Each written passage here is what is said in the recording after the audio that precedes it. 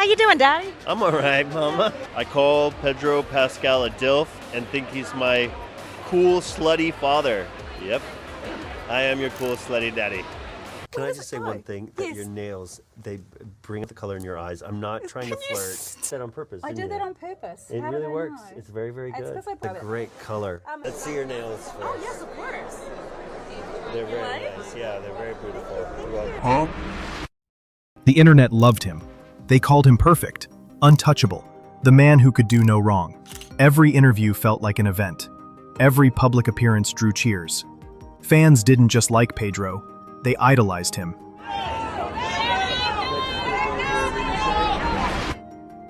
His smile was clipped into endless GIFs, his voice quoted on fan pages.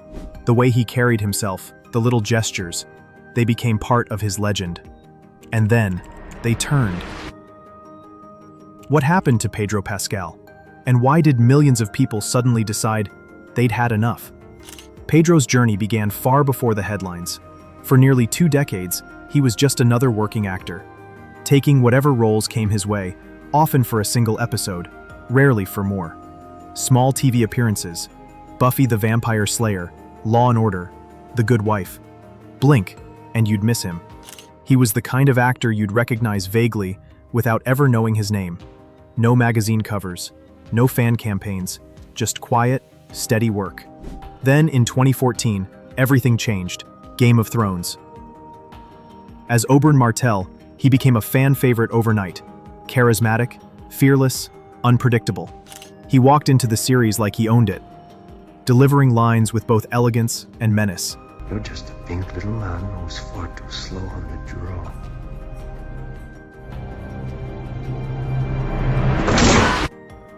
His scenes were electric, his presence unforgettable.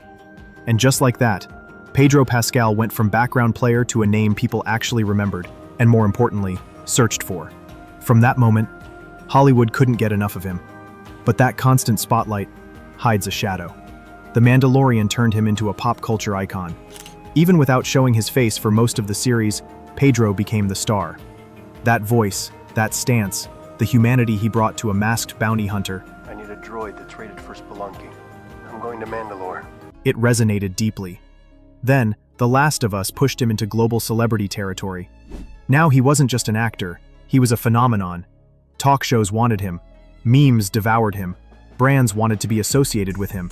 That's when the nickname started, Internet Daddy. But daddy is a state of mind, you know what I'm saying? I'm your daddy. At first, it was nothing more than a joke from thirsty Twitter posts, a meme born out of harmless internet fun. Fans calling him Daddy in compilations, TikTok clips of him winking or leaning in during interviews. But soon, it wasn't just a casual nickname. It was printed on merchandise. It became a headline in major entertainment outlets. Journalists worked it into interview questions. Fans shouted it at him from across red carpets, as if it were his actual name. For Pedro, it was all still part of the game. He would smile, wave, and keep walking. Sometimes, he'd joke back, giving the fans exactly what they came for. Other times, his eyes would dart away, just for a second, barely noticeable unless you were looking for it. And here's where the first cracks began to show, because why would a nickname become the start of a downfall? Some fans noticed something strange.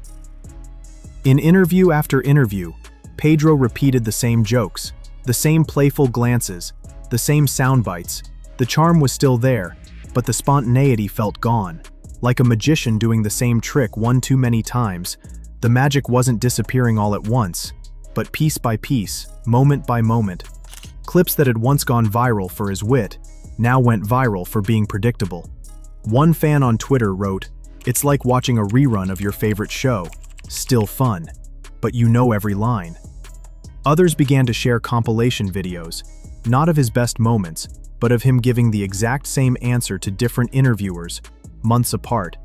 It's a dangerous thing when the internet starts to feel like they've seen all of you. Because once they think they know every trick, they stop paying attention. But nobody cared, yet, because when the internet loves you, it forgives everything. Until one day, it didn't. Suddenly, subtle jokes about Pedro's charm turned into open criticism. Fan edits started to mock, not adore. TikToks captioned, "It's giving try hard," began trending. His old clips were slowed down, recaptioned with sarcastic text. Entire comment sections became debates. Was Pedro actually overrated? Had the fame gone to his head? Was he even acting the same anymore? It was no longer cool to love Pedro Pascal. In fact, it became cooler to tear him down. But the reason for the shift wasn't what anyone expected. Some blamed politics. In March 2023, Pedro posted an Instagram story supporting certain social causes. The image spread quickly. For some, it was a show of integrity and courage. For others, it was proof of bias. The comment section split like a fault line, hearts and clapping emojis on one side, eye rolls and angry rants on the other. One outlet ran the headline, "Pedro Pascal divides the internet." Another framed it more bluntly, "Hero to some, enemy to others." Others pointed to overexposure. Pedro was everywhere, on talk shows, commercials, magazine covers, fan cams, entire YouTube channels dedicated to his interviews. Even casual viewers felt like they knew every detail about him. His voice, his laugh, his mannerisms, there was no mystery left. And in the world of celebrity, mystery is power. Both played a role, but neither was the real turning point. The real story was something smaller, but far more powerful. It happened during a casual red carpet interview. Pedro made a quick, sarcastic remark to a fan, intended as humor, but on TikTok, it became proof that he was arrogant, ungrateful, or worse, fake. The video was short, under 10 seconds, but that's all it took. It was reposted across Twitter, clipped on YouTube Shorts, dissected on Reddit threads. Viewers who had never even followed Pedro now had an opinion about him. Within hours, the clip had millions of views, and from that moment, the internet rewrote his entire persona. Old interviews were dug up, reinterpreted through this new lens. Moments where he looked tired became attitude. A sarcastic smirk was labeled disrespect, and the title, Internet Daddy, once a crown, became a punchline. So, was this inevitable, or was it manufactured? Comment below, what do you think? Is he deserves it or not? Pedro Pascal is still a star, still beloved by millions, but the golden boy era is gone. Maybe this was the natural life cycle of internet fame, or maybe we just can't resist tearing down what we built.